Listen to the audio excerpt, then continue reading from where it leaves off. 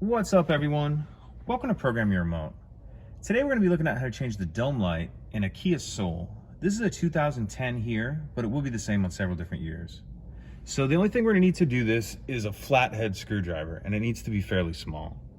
So on the front of the lens where the switch is, there's two small little tabs here and here. I shouldn't even say tabs, just kind of little places where you can get your screwdriver up in there. So that's exactly what we're gonna do. Put up in there and just pry down like that. And then the lens cover will come off, as you saw it fell down there. Now we can actually see our bulb right here, and that'll just pull straight down. So when you get your new one in there, whether it's just a replacement or if you're changing the color or anything like that, you just push that straight up in there. And then we'll take our lens, and you can see there's these two little tabs here. Those need to tuck in first.